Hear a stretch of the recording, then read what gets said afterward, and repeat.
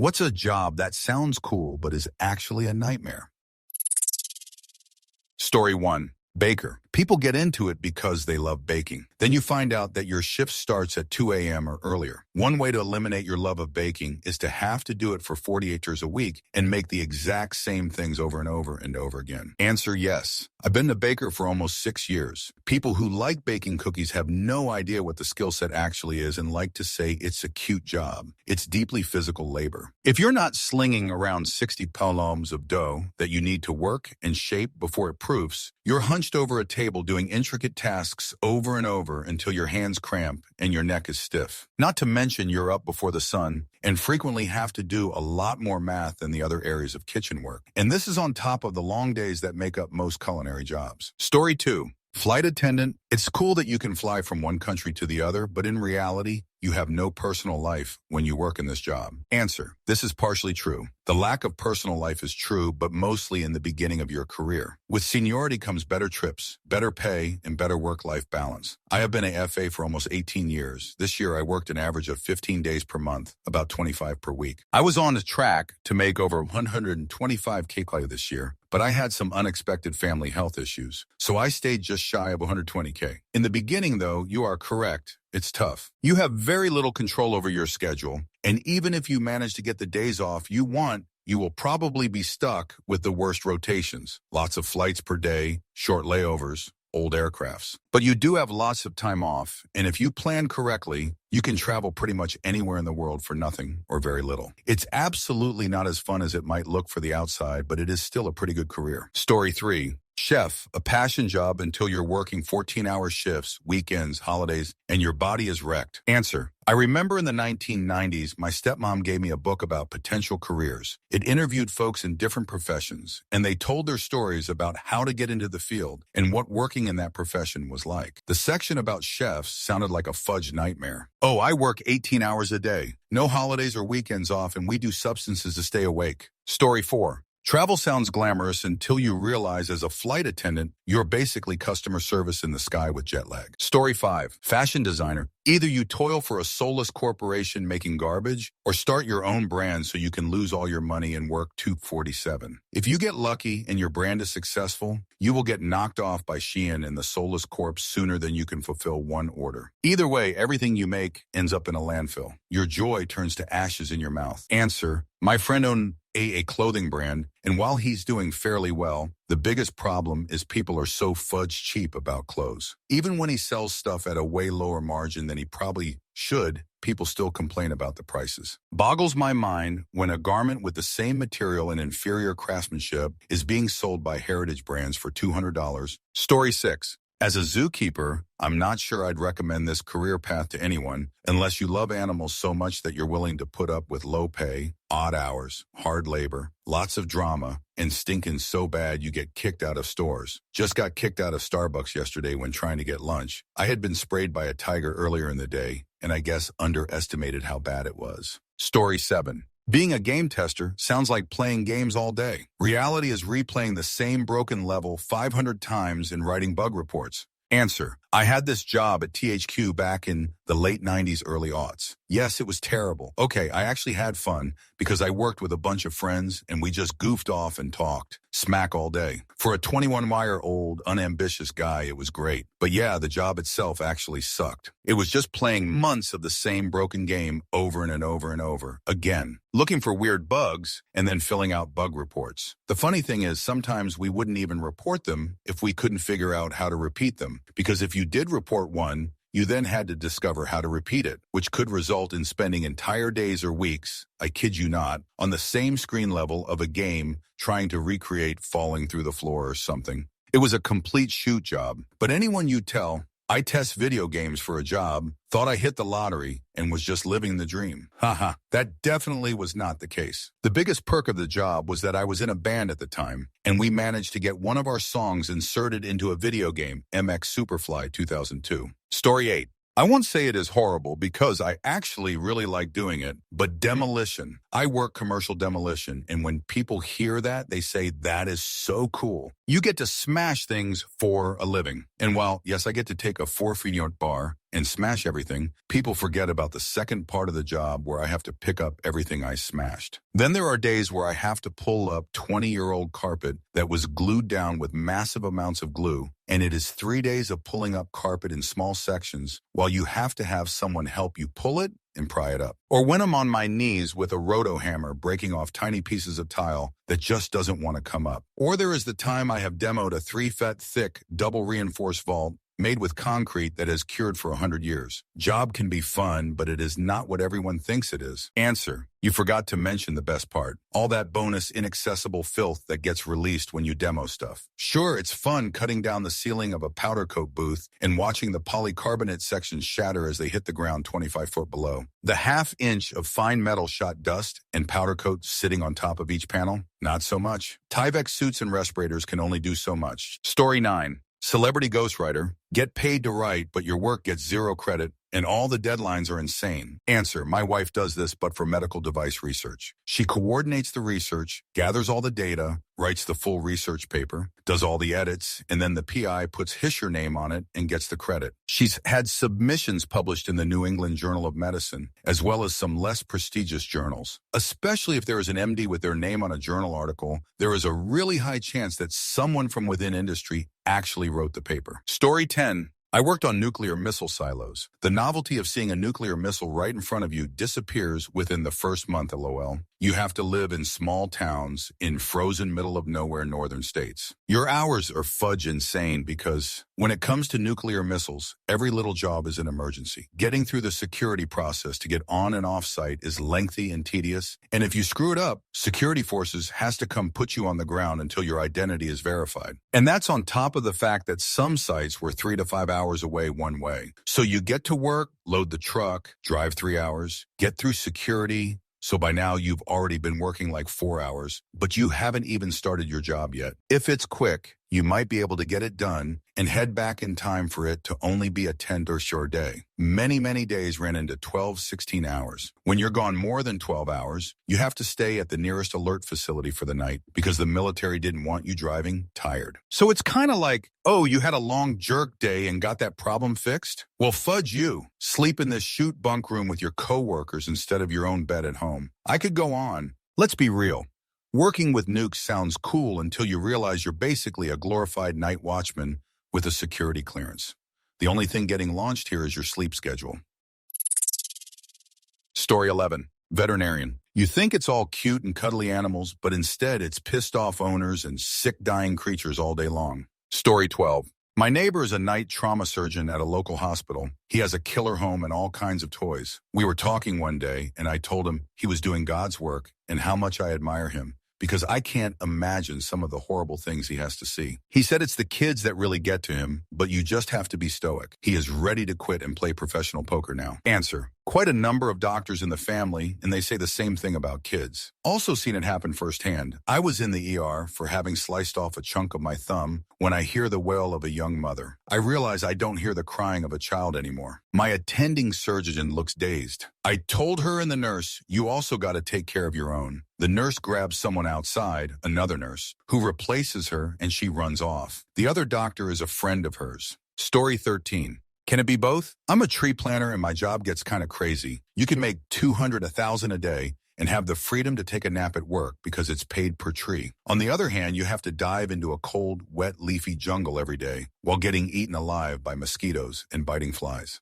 All while doing what has to be one of the most physically exhausting jobs in the world. Story 14. Labor and delivery doctor. It sounds great getting to help bring new life into the world and being the first person to hold a new human. In reality, you have to see babies who are dead, seriously unwell, deformed, and substances addicted. You also have to deal with grieving parents, stressed out parents, paternity issues, and family drama. Not to mention babies rarely respect office hours. Answer. I'm not sure if I just had bad luck, but my labor and delivery doctors and nurses were cruel, cold, and disinterested. It made the entire experience more terrifying. It was a high-risk pregnancy and delivery, so I'm realizing now they were probably so extremely burnt out. I worked in tragic end crisis intervention. Burnout hits people that deal with sad situations in deep, acute ways. I just didn't see it at the time. Story 15. Commercial brewer. Everyone thinks, oh, cool, you just get to hang out and drink beer all day. No, you do not. It's physically and mentally demanding, stressful,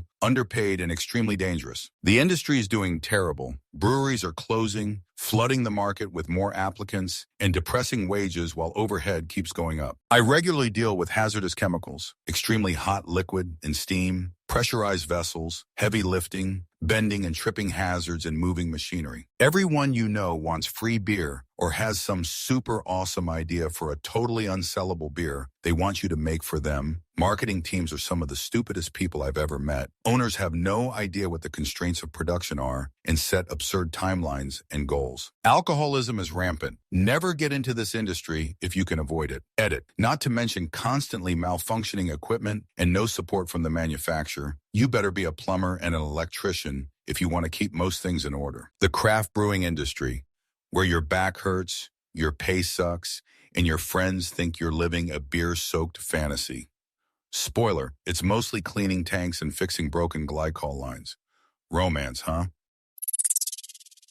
Story 16. I think Food Network shows have glamorized being a chef. It's actually miserable, long, thankless hours of hard work, underpaid, few if any benefits in an uncomfortable environment. 1 week link in the kitchen and it all falls apart. Exhausting. Story 17. Professional chef. I did this for 10 years in a high-end catering company. I was executive chef for 5, and this was before cooking was glamorized by Gordon Ramsay, Bobby Flay, and all the others. It was 16, 18-hour days, 6 to 7 days a week, and because the food was expensive, it had to be prepared exact and consistent. Keeping up standards in a hot and loud room full of exhausted and underpaid people is the second least fun thing right behind wisdom tooth removal. The amount of planning, pressure, and creativity needed for that job nearly broke me. Left cooking altogether and changed my career to IT. Answer. My cousin was personal chef to a very famous, deceased tech billionaire we've all heard of, and most of us are likely using his products right now. She said he was a total tyrant. The experience nearly broke her. She got to travel all over the world with him, but it was anything but vacation. I used to think her job was so glamorous, but boy, does she have some stories. The dude traumatized her to the point that now she doesn't even cook dinner for her family. Story 18.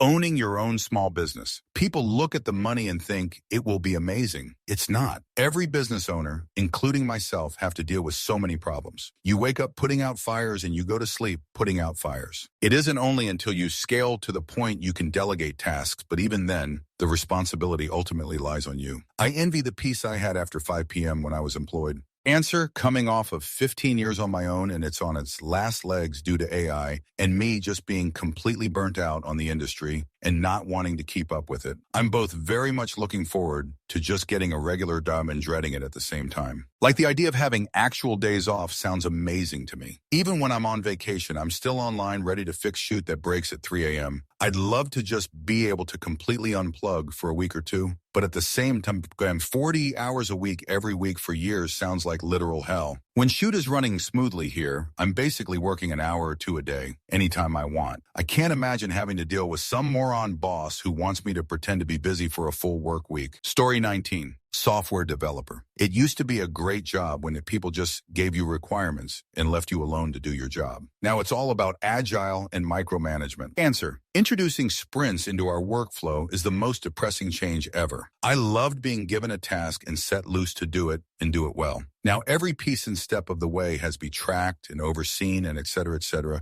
It drives me crazy. And we have to provide time estimates in the same meeting we're introduced to the task. It's like, was seeing that our shoot got done not enough? Slows everything down and sucks the life out of the job. It was so much enjoyable before sprints and agile. Story 20. Doggy daycare. You are a part-time janitor, part-time bouncer. You're on camera all day, so God forbid your phone is out or something. The people who watch their dogs on camera are exactly the people you think they are. And then you have sleep at work. Oh, and your boss doesn't turn away the problem dogs because of revenue. So hope you're cool with getting bit here or there. Just hope it's not a Doberman. Answer. The first few years of the 2020s were extra shoot in the industry. Everyone was going to back the office and needed somewhere for their unsocialized labia cockabernapitidoodle to go all day. So your groups were full of terrified, overstimulated beasts who thought that jumping on you and scream barking was an appropriate way to express their feelings. The pandemic puppies were a special hell, but the last few generations aren't really much better. I'm so glad I got out of that work. Story 21.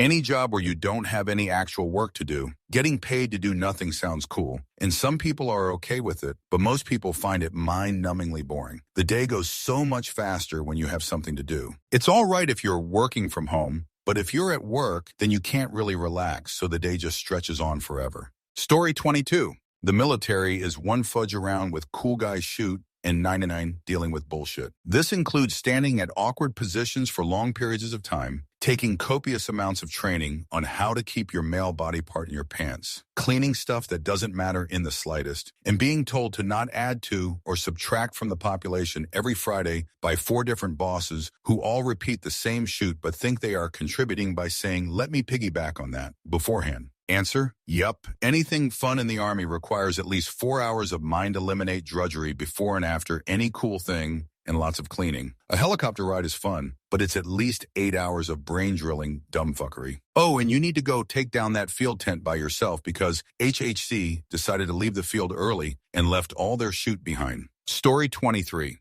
Photographer. It can be a lot of fun, can take you to some amazing places and do some amazing things. But you can also get some of the most out of touch and honestly insane clients with wild demands who also want to pay you a fraction of the cost. Answer: photojournalism is like this too. On slow days, you get paid to photograph people in the park, play with their dogs, and chill out at bars waiting for the perfect picture. But you're also on call 247 in case there's a car crash or fire, where you need to get shots of blood and bodies, and most of your published pictures will be generic. Plus the pay is comically bad, and you have no job security. Story 24. Video game tester. Sounds like playing games all day, but it's actually long hours hunting bugs, repetitive tasks, and getting paid way less than you'd expect. Story 25. Every job is a nightmare for the most part. Problem solving, dwindling patience, interfacing with other people, mechanical technical problems, logistics, all while being totally exhausted, and that's all before you bring personal life issues into the equation. But we all have varying bandwidth for each of these. Every person has different problem-solving abilities. I just hope everyone can find balance in all of these things and manage to become healthy and full human beings. We all are born into a system that requires we all participate in making rich people richer, and IDK if that's going to get less bleak anytime soon. But I hope if you can build PowerPoints day in and day out, then you are given enough outside of that to be happy. If you smash bricks with hammers, or pack boxes, or manage a sales team, or tell marketing agencies what to put on socials, I hope y'all are making it work.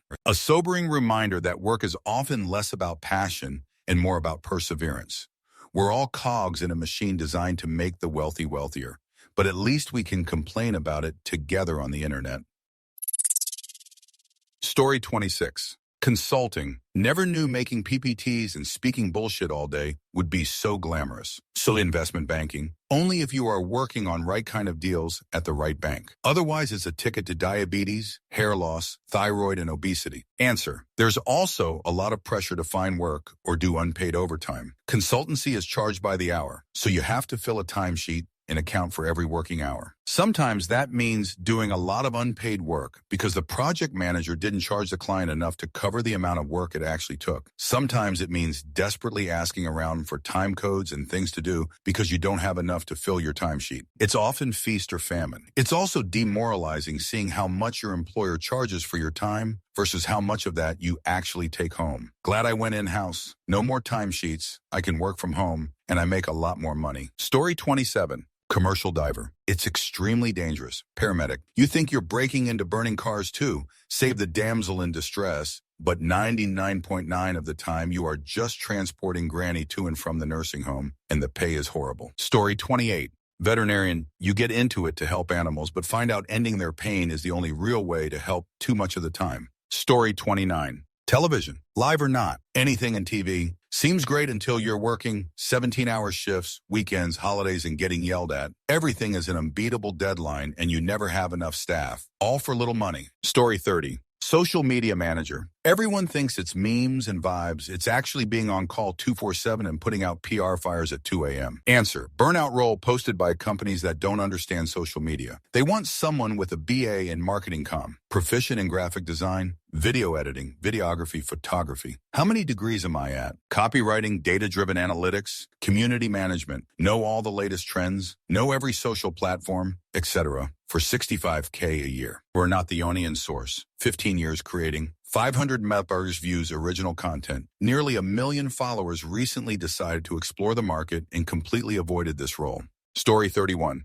Classical music soloist. Sounds glamorous, right? You get to play in concert halls around the world dressed in tails. People give you flowers and you get thousands to clap for you. But the pay is atrocious and good luck, even getting to a point where you're getting booked when everyone started playing before they were in primary school. Let me break down the net revenue for those not in the know. A concerto performance pays around $3,000, $8,000. Thousands just to play for 30 minutes? That sounds great, you might say. What people don't imagine is the prep time necessary for such a gig. You need to be practicing the repertoire 4-6 hours a day for a couple months. Travel and accommodation are not included, so take away 2 nights at a hotel and plane tickets. Let's be generous and say that was $1,000. That $5,000 gig just turned into a $15 an hour. Oh, and you only get 1 or 2 performances a year. God forbid you mess up, because you'll never get hired by that orchestra again. So you can't expect more than $10,000 a year. What do you do to survive? If you're lucky, you get an artistic fellowship, which involves teaching at a conservatory for the rest of your income. Emphasis on being lucky, because for that one opening, hundreds of musicians could apply. And don't even get me started on how you even get to the point where you're getting booked. You need to have won or placed in a competition. So you need to be the best out of around 60 to 100 of the best young musicians just to even be considered to be signed to an agency. Oh yeah, that's right. The agency gets a 20 to 30 cut of your earnings. You need to be a little crazy to do this for a living, because you will sacrifice most of your younger years in a practice room for 6 to 10 hours a day for what is essentially a fast food job. But ask a soloist if they do anything else and they'll tell you no way. Becoming a classical soloist is like training for the Olympics, only to discover the gold medal is made of chocolate and the stadium is empty. The applause is fleeting. The student debt is forever. Story 32. Working in movies television, especially in the USA. 12 hours on set is the industry standard, and that's not counting travel or days where filming runs even longer. It's a traveling circus experience a lot of the time, where you're away from home living in a hotel. And at the end of the day, you're just a gig economy worker. Cummy worker even when you're working in the union echelon. A long union strike or a bad work season could drain your bank account, and you can hardly do anything about it. Story 33. Park ranger. You may work in a beautiful place, but you have to deal with tipsy people who have no respect for nature or wildlife, and people who decide this beautiful spot is a good place to end their life, not to mention policies and priorities that change with each change in administration. Story 34. Teaching. People like pointing out the breaks and vacations, but depending on the district, you don't get paid over break. Answer. Aha. In England, at least, we'd get pointed comments about the number of holidays and breaks we get. In fact, we did have a set number of hours for the year, and our salary was the amount we were paid for these hours divided by 12 to make monthly payments. The pay wasn't so good for the number of hours, though. Gradually, teachers started working to rule, but rarely only do the required hours. This is one reason why not so many teachers now run after-school clubs or are on duty during lunch hour. But those who point out the breaks don't see the preparation and marking that goes on in a teacher's own time, or their physical and emotional collapse during the first week of every break, or the existential dread on the last week of that break, even if the break is only 1 week. Story 35. Cameraman for adult films. You're looking at a lot of other things instead of what's happening in front of the lens. Lights, weird shadows, frame, what's in the background. Story 36. A lot of jobs in the cruise industry that they're happy doing on land. People often ask why they're not getting hired in the bartender or food service jobs they're applying for with the romantic notion of traveling the world, doing the same sort of hospitality work they'd be doing at home. Then learning the answer is because the cruise lines won't even consider Westerners for these sorts of jobs, because the combination of workload and pay is something most people would want to take on, and that the travel aspect of these positions is also non-existent. There are jobs on board that can strike a good balance between accessibility and enjoyability, but the vast majority of entry-level positions are hired overwhelmingly from developing nations because the pay, workload, and conditions are comparable or even preferable to the prop sex available to them in their home country. But a world away from those, a person from a wealthier part of the world would expect. Story 37. I think a better question is, what's a job that sounds cool but actually is? Would there be anything on the list? Story 38. EMT. First-hand account, driving fast, saving lives, and shoot. The first couple years, it's exciting and fun, but eventually even the driving stresses you the fudge out. The sirens don't let you sleep. The nightmares keep you awake. Story 39. Corporate tech jobs are a nightmare for my neurodivergent mind. Endless, inane meetings that amount to little more than primate status and dominance games. Ridiculous, toxic pettiness while pretending to be a team with a passive-aggressive smile. Incompetent leadership abounds when promotions depend on charisma and politics rather than skill or talent. I see dollar signs in everyone's eyes and drool dribbling off the bottom of their chins. Story 40. Libraries. I'm happy to work at one with a lovely boss and great pay, but even then it just wears me down. Everyone thinks it's such a chill, cute job until I tell them what I've experienced. I once had a woman come in and tell me about how she'd been in violation and needed help. Patrons have shot up in the bathroom. We deal with unhinged homeless people, kids who couldn't give two shoot about reading, stalkers, twice for me, and entitled patrons who love to say, well, my taxes are paying for this, so blah, blah, blah. It's an amazing job, and I'm so grateful to work in one, but God, it can really drain you. Story 41.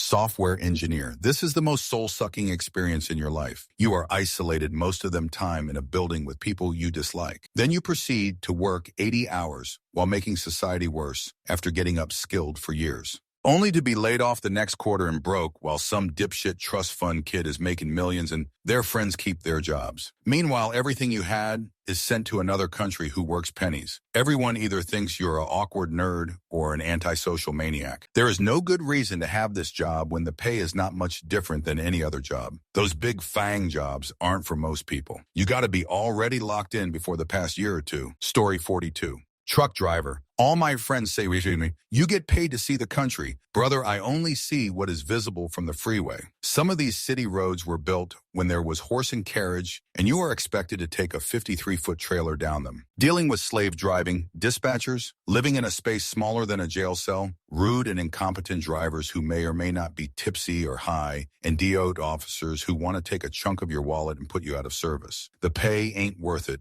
but I wouldn't want to do anything else. Story 43. Master control operator in television. People think you get paid to watch TV. In reality, with everything automated, you're keeping computers provided by multiple vendors cooperating with each other in an industry that gets fewer viewers and less revenue every year compared to the previous one. And downtime is very bad and obvious to everyone. But if you keep everything tuned up and working properly, it looks like you're not even working. Typical IT situation, but in a purportedly fun environment. Story 44. An event planner. People see the party. They don't see the months of stress, last-minute disasters, and zero sleep. Story 45. A professional photographer. Everyone thinks you're rich and creative. You're actually editing for hours and chasing unpaid invoices. Story 46. Being a barista. You think it's all latte art and chill vibes, but it's just getting yelled at by a man named Kevin because the oat milk foam collapsed. Story 47. Stay-at-home parent. Everyone thinks you have it easy. No boss, set your own schedule, spend time with your kids. Reality? You work 247 with no pay, no benefits, no resume building, and if the marriage falls apart, you're left with zero earning power and a 20-year gap in work history. I'm 43 and genuinely don't know how I'd support myself if I had to. Story 48. Librarian. You don't get to read books all day. You do get to have people call you a groomer for having any books about intimacy or anything LGBTQ where a kid or young adult with functioning eyes can see it. The job market is very tight, and there are some toxic people in the profession. Still love my job, though. Academic librarian. Story 49. Real estate agent, it's not even close to what shows like Selling Sunsets or Call My Agent make it out to be. You're working with the public, typically with shady owners, in places that should be condemned by the government. Pay can be great, but it's also very unpredictable. Story 50. I worked as an aerospace engineer building satellites. Sounds cool, but it's dead slow. People slept at their desks and took long lunches. Tech changes were sloth-like. I could finish my work in a day, but I was told to drag it out for a month. Story 51. Vet. Yes, you get to meet a lot of cute pets, but you'll also be confronted with the most useless human beings who ruin their animals' quality of life and will refuse any help if it costs too much money. And you'll have to put so many pets to sleep while their caring owners will cry. And after that, you still have to write them a bill. Story 52. graphic designer, 3D modeling, video editing. Working from home in a field you love sounds cool until you realize art has nothing to do with the actual work and you stressed 247 about the client's whims. Also, next month's salary is not guaranteed. Story 53. Any job in the film industry, hours are insane. Seeing celebrities isn't cool after the 6-12-hour day. Constantly battling egos in productions who are paying the cast millions, but will tell you they can't afford an extra roll of tape. It ruins watching anything because all you can see is how it would have been shot. Story 54. Hairdresser, hairstylist. I wouldn't say it's a nightmare, but it's definitely nowhere near as glamorous as people make it out to be. I'm currently in school training to be one. I absolutely love it so far, but it's not just playing with hair and talking to people all day. It's mentally and physically demanding, and the workday doesn't end at 5. I've found myself on Instagram at 10 p.m., posting pictures of my work to promote myself. Story 55. Any game resale place. I love all things nerd culture, and there's a lot of enduring people in it, but sadly, they only make up 10 of the people you deal with. The other 90 is just not worth it. Crackheads trying to sell a PS1 controller they found in the trash. Someone bring 15 totes of DVDs without checking or cleaning the dead roaches on them. Arguing over our buying prices that we have zero control over. And no, we don't have any new Blu-rays since you last sold us your whole collection. It gets grating quickly. Story 56. Honestly, a professional athlete. Yes, you get paid millions to play a kid's game, but once it's over and you have no backup plan, you are screwed for the rest of your life. Answer: the sheer number of athletes who go broke within just a few years is pretty crazy. The documentary 30 for 30 has an episode called Broke, which covers this. These guys fall victim to scammers. They get conned by their own families. They have very little financial literacy, and they find themselves out of money just a few years leaving the sport. I understand divorces are pretty common too, once they retire. Not to mention the toll that sport takes on their bodies. Story 57. Being a DevOps engineer sounds cool, but really you just babysit other engineers who don't read logs of why their pipelines fails. Not to mention being on call every other week because your manager won't hire another engineer. Story 58. Secret Service. You have no personal life, and your schedule is based on someone else's life. You will likely spend many holidays away from family guarding a hallway or stairwell. Story 59. Pretty much most jobs that sound cool because in reality, working isn't cool or fun. What's cool is being rich. Anything working with animals sounds cool because animals are cute, but you're probably cleaning up chute, dealing with illnesses or diseases, or heavy manual labor. Being an athlete sounds cool, except only one make it to the peak of their sport in a big market. Other athletes do the same work for pennies. Anything involving travel sucks because traveling is not cool. Destinations are cool.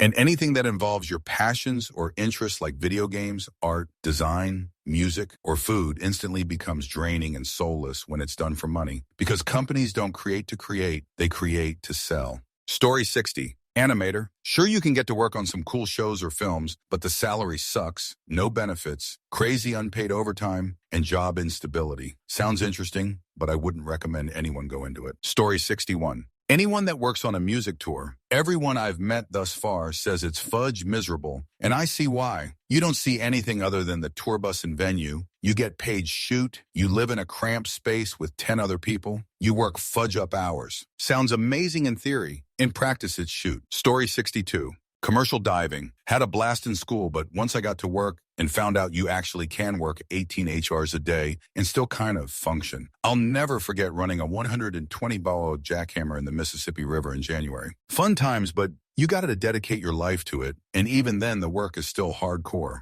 Did it for 11 years. Story 63. Game tester. My friend ended up at a digital casino software company, and he sat in front of a very, very large 1080p touchscreen, big enough to see every pixel, and his job was to tap every pixel. He fell asleep on shift 3 and was fired. I was surprised he lasted that long. Said it was mind-numbingly boring. Story 64. Touring with a band. Every day is 23 hours of cramped, bumpy tedium and 1 hour of doing what you love, and that's if you're lucky and everything goes smoothly. It usually doesn't. Story 65. Event planner looks glamorous, but in reality, you're the emotional support human for stressed adults who are mad about napkin colors, and if anything goes wrong, it's your fault, always. Story 66. Paramedic. You're paid shoot, work shoot hours, get an adrenaline dump every once in a while, but mostly it is just people calling 911 because they don't know who else to call, So you're taking people to the emergency room because they can't get a ring off their finger or they have hiccups. You write that it was medically necessary to transport them because the private company you work for will dock your pay if you don't fill that out so they can bill defraud Medicaid. There's no upward mobility, just lateral transfers to different types of paramedicine, flight, wilderness,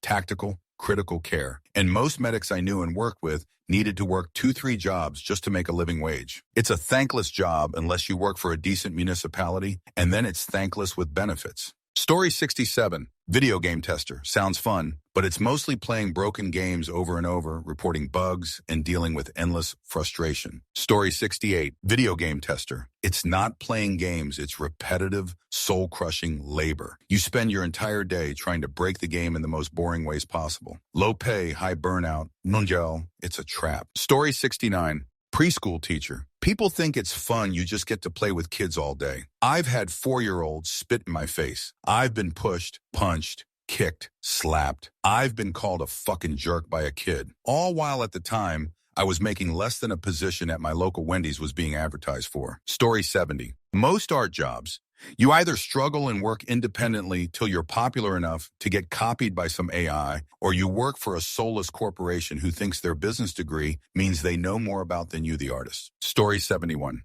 I work as a graphic artist, vehicle rapper. I don't tell people what I do if I can avoid it, ignoring the issues with clients in general. Once you tell someone what you do wants a banner for such and such event, or this and that printed, or can you design this for me? Oh, I was thinking about getting this done to my car. Everyone wants something, no one wants to pay for it. Just becomes a waste of time talking about it. Story 72. It used to be a dream. Now it's do more with less, offshoring, clueless leadership, pushing AI that is like a 5-year-old with a keyboard who occasionally gets shoot right accidentally, insane workloads, psychopath VPs screaming, overcomplicated build pipelines, cyber threats, audits, constant prod support. People act like you're getting this amazing payday you may be, but you're earning that shoot. Story 73. Comic book artist, follow this path and you will get to work for a few years in your 20s while you're easy to take advantage of. Get better at the craft and wiser to the business and they dump you. You will have an insurmountable employment gap because no one cares that you were a freelancer. You get to watch publishers reprint your work while you never see a dime and no longer get paid work. Fickle fans move on. The retail base is staffed by terminal idiots and the distribution methods are a literal criminal monopoly. Stick around long enough and someone cancels you with rumors. Or editors talk about how unprofessional you are because you can't meet insanely unreasonable deadlines for dog shit money. I made it 15 years with 6 graphic novels from major publishers. I'm 45 and I literally can't recover financially from having been involved in this nightmare industry.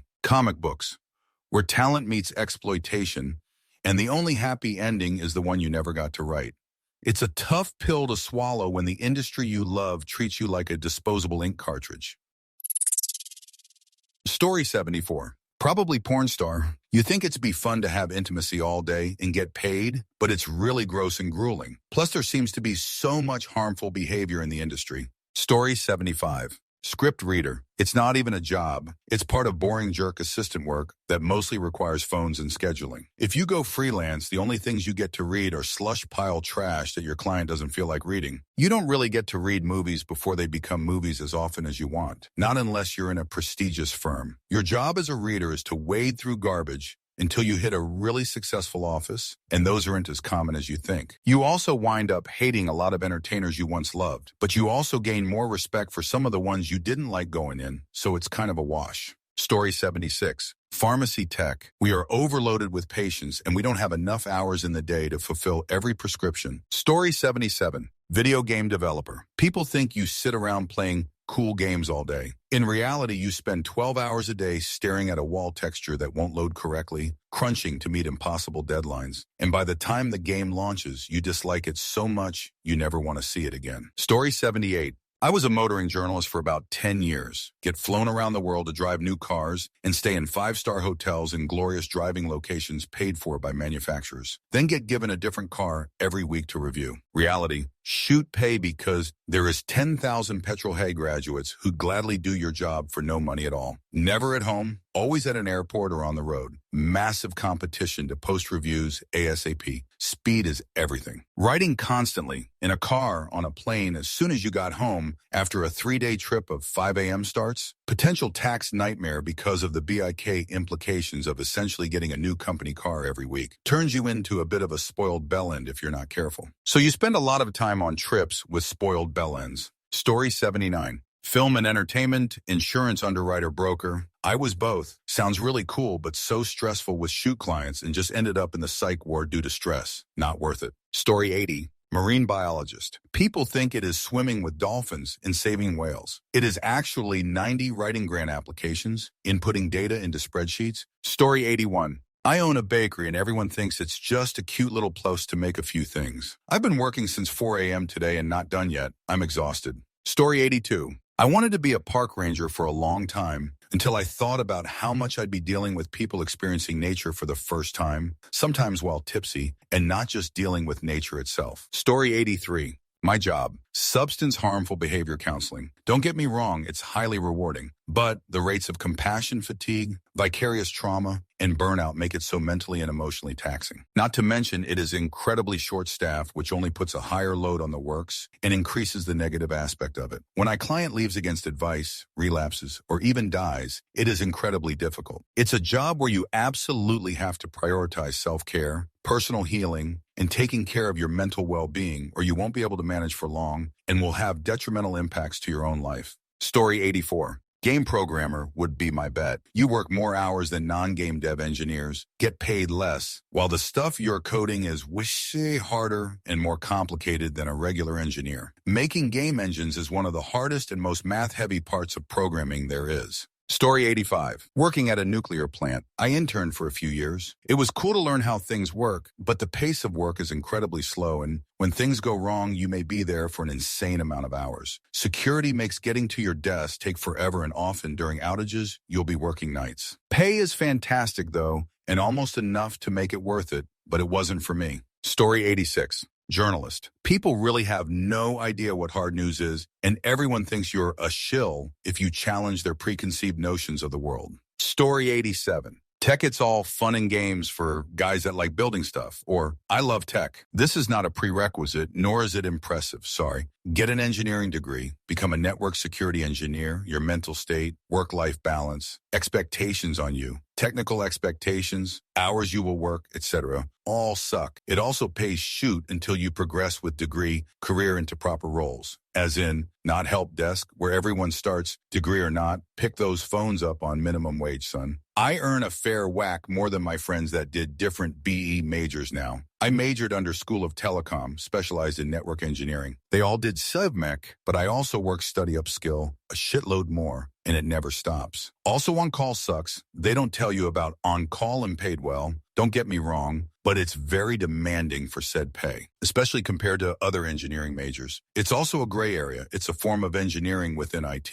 But as network guys, we aren't really IT guys either. Shrug fudge servers and your computers. Not my area, log a ticket. Anyone entering IT in any field, get the fudge off help desk ASAP. This is not your career. This is your foot in the door to build one. Help desk in the world of IT is the checkout assistant at the supermarket equivalent. Upskill, be hungry, move off help desk, or companies will leave you there forever. 2 years is the sweet spot, no more. I like my job. As far as engineering goes, it's the flavor for me. Bridges bore me. But when I did my degree, it would have been nice if they actually spoke of the reality of being a NetSecang. On-call was never even mentioned, let alone 2 a.m. outage windows between 3 countries and 8 other engineers. While my civil mates log off at 4 p.m. and that's it for the day weekend. But then I hear what they get paid and stay silent. Story 88. Teacher. Lots of schooling, paperwork, and testing just to be one. Then, once you are constant micromanaging and fluctuations or changes from districts, states admin, 2 years of constant observations and not knowing if your position is secured until after. Lack of respect by students, parents, and the community. Low pay in comparison to the work needed to be done to meet all stipulations put on you. Constant PDs learning different shoot that is always rolled out half-assed before switching again. No one views you as a professional, and the evaluations happen so often it's stupid. Constant battle between testing, short attention spans, time, and technology. Unpaid labor. If teachers only did what they could during contracted hours, the whole education system would fail. Lack of discipline for kids, lack of support from parents, and no pay during summers, which means you're always scrambling and praying to teach summer school. Being told it is an important but thankless career, as if that makes everything worth it. Also going through all the schooling and licensure just to continue living paycheck to paycheck. What happened to my boomer parents telling my millennial self that getting an education and career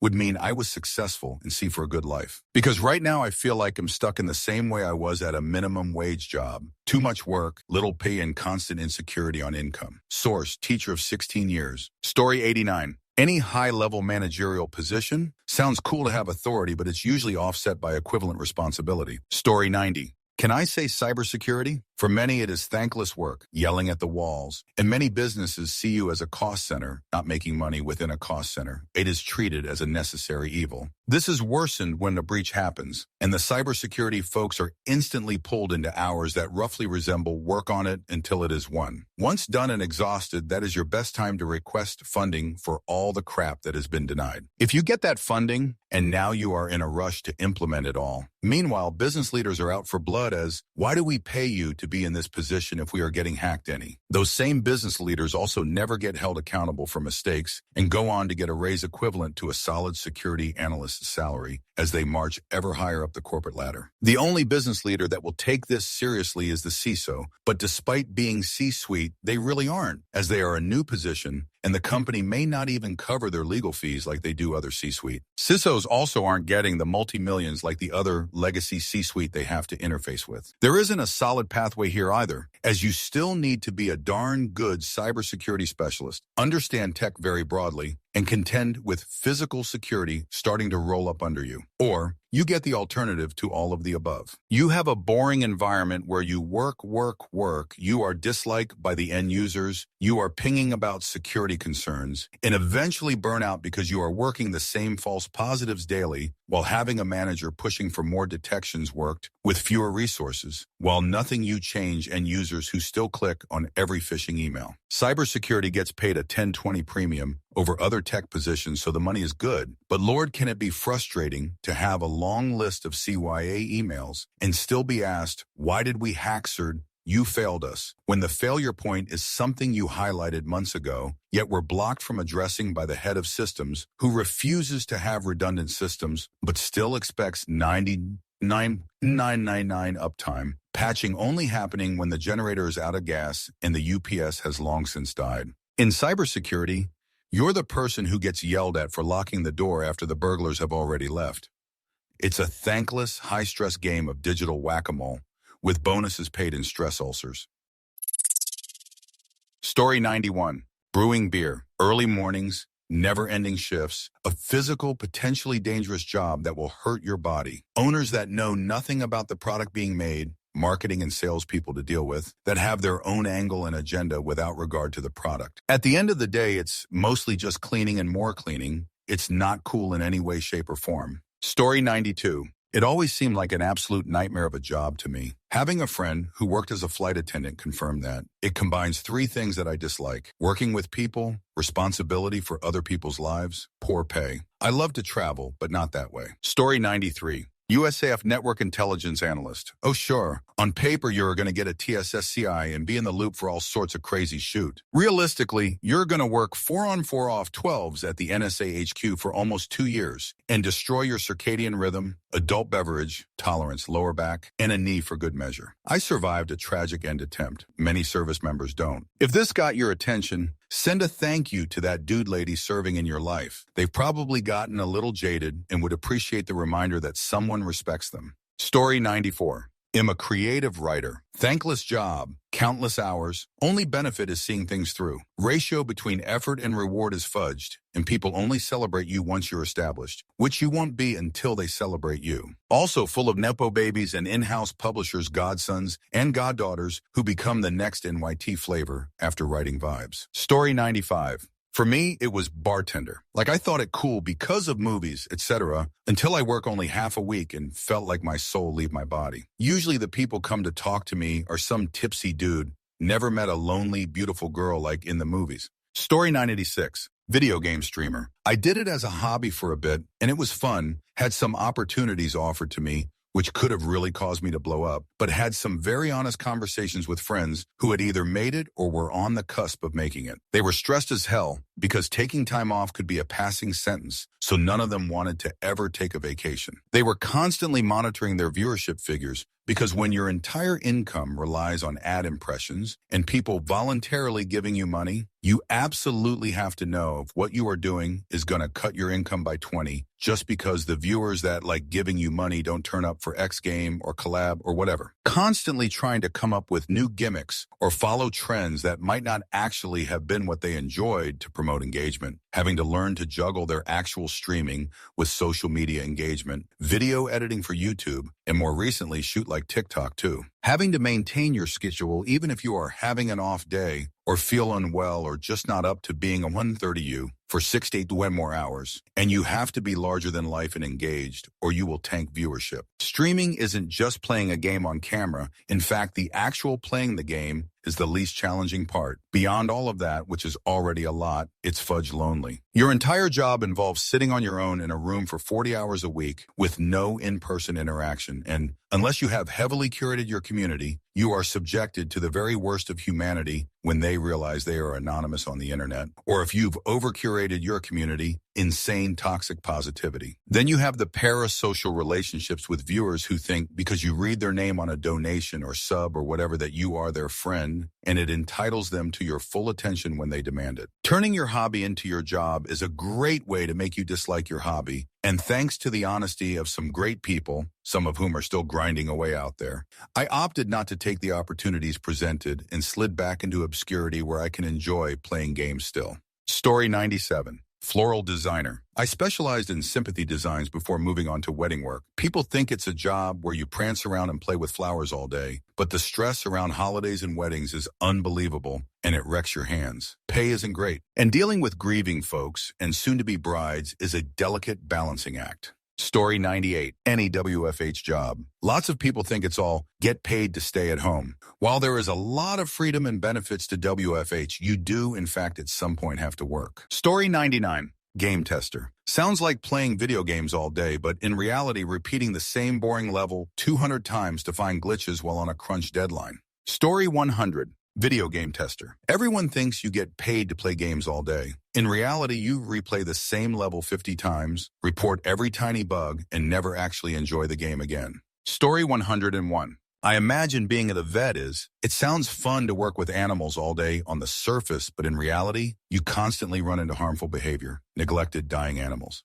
Story 102. Video game developer is up there. Spend 14 hours a day sitting at a chair, staring at a screen, crunching away. There are very few healthy game devs. Story 103. Being a chef. Food Network makes it look awesome, but you have to work long hours, nights, weekends, and holidays. Story 104. Game programmer. It's awesome. Yeah, it's cool. You get to build awesome new games. No, it's crap. You're working 80, 168 hours a week, and you're not well compensated for it. Story 105. Growing commercial cannabis for a national major cannabis brand, large-scale cultivation and processing facility. Story 106. Sometime back, I happened to be chatting with a guy who was a helicopter pilot. I commented something to the effect of, "That sounds like a cool job." And his response was, "Hey, it is at first, but after a while, it's pretty much like driving a truck." Story 107. I worked in game day production for an NBA team. Yes, it was fun and cool. It was also exhausting and stressful.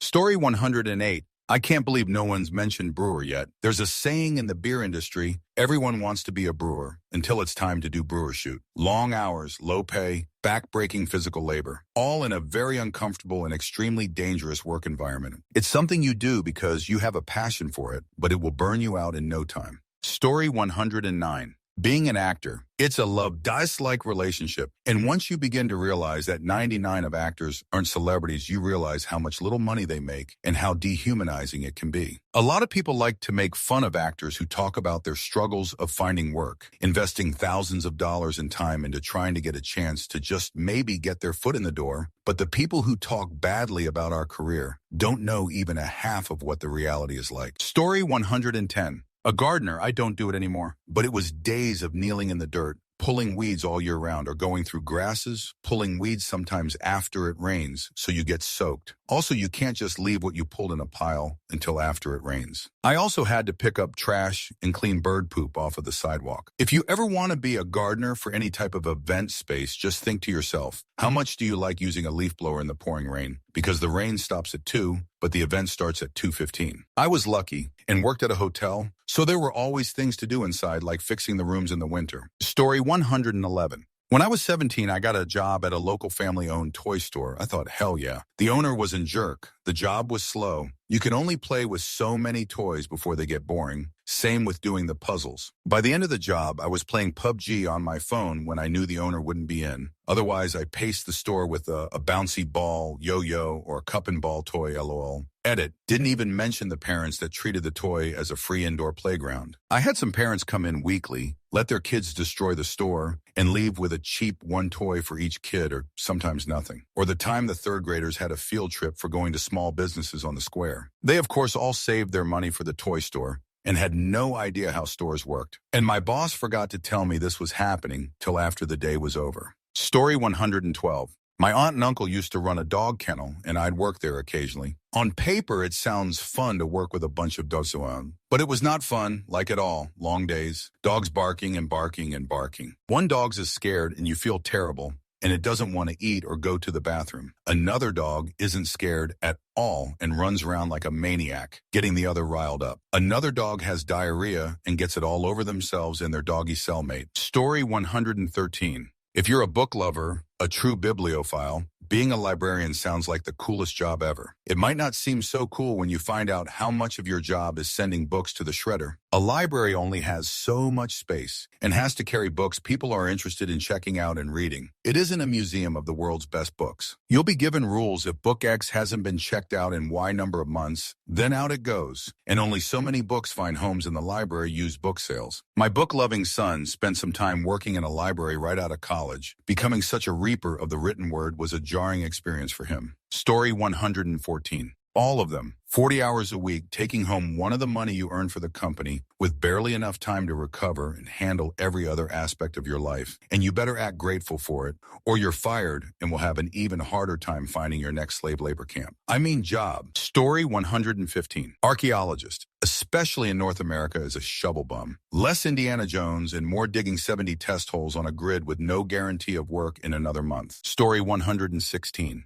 Owning a nightclub seemed like a dream job when I was in my 20s, so I opened up one with a friend. Turns out it's a really great way to become an alcoholic. So I stopped drinking a few months into it, and now I'm the only sober one in a bar filled with tipsy idiots. Not how I want to spend my time. Not to mention your sleep pattern becomes staying up till 4 a.m. and walking up at noon. Ended up leaving the club to my partner and was one of the best decisions I made. Story 117. Manager. Everyone's problems above and below are now your problems. All of those problems are an emergency, and there is no making everyone happy. Story 118. Being a medical resident. From the outside, people see the prestige, the white coat, and assume you're making bank. In reality, it's a grueling nightmare. You're often working 300 hours a month, surviving on sleepless nights, and carrying a level of constant stress that most people can't imagine. Your private life basically ceases to exist because you're either at the hospital or recovering from a 24-hour shift. The worst part? People constantly complain about how overpaid doctors are, not realizing that when you break down a resident's salary by the actual hours worked, you're sometimes making less than minimum wage per hour. It's a total burnout factory. Story 119. Being a game tester sounds fun, but actually, it often means repetitive tasks and tight deadlines. The glamour fades fast. Story 120. Roller coaster carpenter. The 2-pie sections I stand and work on are 40 years old and held on by 320p nails. Often I cannot safely tie off, and the structure is too dense to do the work for machine. Story 121. More specifically on the support side for any level, L1, L2, L3. You just lose faith in people's ability to do simplest stuff, and how did they survive up until now? Story 122. Small-town law enforcement. One might have images of Andy Griffin and Barney Fife. Instead, it's going to church with a guy you arrested for DV, got out, on probation. Or pulling over some guy with no plates in the middle of nowhere. No backup for at least 30 minutes. No idea who's in the vehicle. hoping you don't get shot by a tweaker. And pissed off tourists doing 75 through a 45 and treating it like some Lex Luthor financial entrapment. Story 123. Trucking. The freedom of the open road, getting paid to see the sights, being alone and being your own boss. It is all those things for a while, but it becomes your entire life. Sleep, drive, repeat. You work 70 hours a week, but in reality, you're trapped in that truck 7 days a week, 24 hours a day, 300 days a year. Your family become voices on the phone while you slog through your third traffic jam in the last 2 hours. You eat whatever crap food you can grab in the truck, stop after feeling your bladder tear at the seams for the last 100 miles. You awkwardly avoid eye contact with any trucker you come across because you don't have time for another 20-minute rant from Billy Bob about how illegals have ruined trucking and how great things were in the 80s. I've been driving trucks since before CDLs existed. Good for you, bud. I've been wondering what a bullet tastes like all day. Is the money good, you ask? Not if you have a family. You're now trapped in being a single-income family. Who TF can afford full-time daycare? Well, my so-and-so drives truck and he makes 6 figures. Your so-and-so is either lying, never gets out of the truck, or hauls some super high-value specialty freight that only the seriously most qualified, squeaky clean drivers can do. Or they haul substances. Also, quick post-rant note, you all drive like goddamn toddlers with driver licenses. Stop playing with these trucks. You have no clue what we're seeing or why we're doing what we're doing, so calm the fudge down and wait a second, and you'll get around me in literally 60 seconds. That trucker you just cut off and slammed your brakes in front of just saved your fudge life, and you have no clue. If you read all this, sorry, I just really dislike my life right now. Story 124. Construction is so tolling on your body. It's no wonder it's filled with bad actors on substances doing shoot job. If you do it 100 right, rarely you will be adequately compensated for it. It is actually frowned upon since you are now stalling the guys who will make the next steps quick and wrong. That plus very dark and simultaneously damp in very dry environments will eliminate your sinuses, skin, and lungs.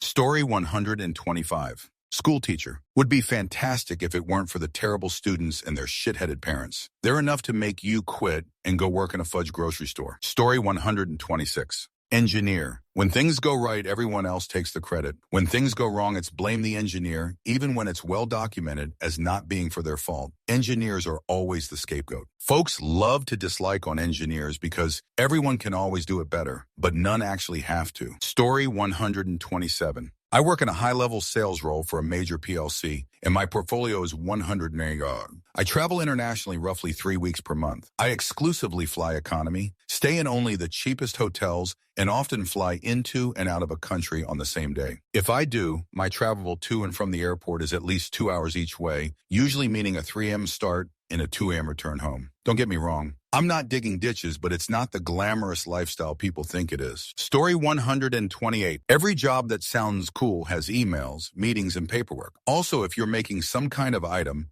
you generally have to make them consistent, which can be a challenge. Story 129. I grew up hearing, if you do what you live for a living, you don't work a day in your life. Adult me know that can't be farther than the truth, at least for me. Work is work. Life happens outside of work. I do my best at work, but I don't love my work. As long as you can carve out time for 2 to 3 hobbies outside of work, I feel life can be very fulfilling. Story 130. Film television. It's a love-dislike relationship. I love what I do in theory, but it's a career that will break your heart over and over again. I love most of the crew members I work with, but we're below-the-line workers, meaning we do most of the physical labor and have to fight for every dime. Right before Xmas this year, due to an actor's availability, the majority of us were held up in a hotel in bumfuck nowhere after a couple consecutive 13, 16-hour days. When it was clear that we wouldn't be able to move forward with the remaining 10 days of shooting, production asked us to remain at the hotel and be on call until they figured it out. They ended up stopping production and calling an early holiday break. When our paychecks arrived, they were short, big time. Turns out they didn't want to pay us for any of the days we were stuck there on call. On top of that, we were all out of work right before Xmas. The final kick in the balls, the above-the-line jerks took an insurance payment for the weeks they lost, so they never lost a dime. This is on a major episodic show, not an indie project, and stuff like this happens all the time. Story 131. Preschool teacher. Oh, you think you will just be playing with children and having fun. LMAO. Oh, nope. It's literally backbreaking work with long hours, constant stress from overstimulation, so many regulations and rules, and then you have to deal with adult issues on top of the children's. Basically, you working both a professional job and a skilled trade job all at once. You are building the future using your entire body. Yeah, it's real fun. Story 132. Game development, especially indie and solo. Coding, art, and assembly are hard, but marketing is harder. And publishing is a minefield of scammers who would steal everything the first chance they get. Source: I am a game dev. It's a beautiful nightmare. Story 133. Working for a startup. It sounds kind of edgy and tech hipster until you reveal how much you actually get paid, that you receive no benefits, you're overworked, can take more than 2 days off at a time for fear of an excessive backlog, and you are your own manager. Story 134. Spent 5 years in law enforcement. I actually liked the job, got extremely sick from shift work. I'd go visit my parents and they were actually worried about decline in health. I just couldn't handle shift work, could never adjust a sleep schedule, feel asleep on a road after a few 12-plus hour shifts, called it day and went into another field. Story 135. 8. Because a lot of your help desk now has been hijacked by companies that do IT as a third party, and that has been a race to the bottom in terms of who pays less in leadership. The pay is worse now, and lots of stress. When and if you do move up to maybe a sysadmin, you are on call 24 hours for maybe 70, 90K. If you're lucky, but I've seen these jobs come in at 50 to 60K asking for 3 years experience. Crazy. It's the worst of the worst right now and for the foreseeable future. So many organizations try to cut costs, hospitals and schools in particular, and then it's your jerk when it all goes down. So much stress and constant tickets that are never resolved. And it isn't physical work where you get up and move some stuff around and relieve some stress. It's mostly sitting in a chair and just dealing with your blood pressure shooting through the roof because Martha wants you to fix her issue ASAP, but she doesn't even want to be bothered with telling exactly what the issue is. So much of it is customer service now, but everybody is still trying to get into it, and schools are still pumping out graduate candidates like it's 2010, which keeps driving the pay down. It's about the worst of all industries to get into right now. In 2024, where you're expected to be a tech wizard, customer service guru, and mind reader, all for a salary that makes you question every life choice since childhood.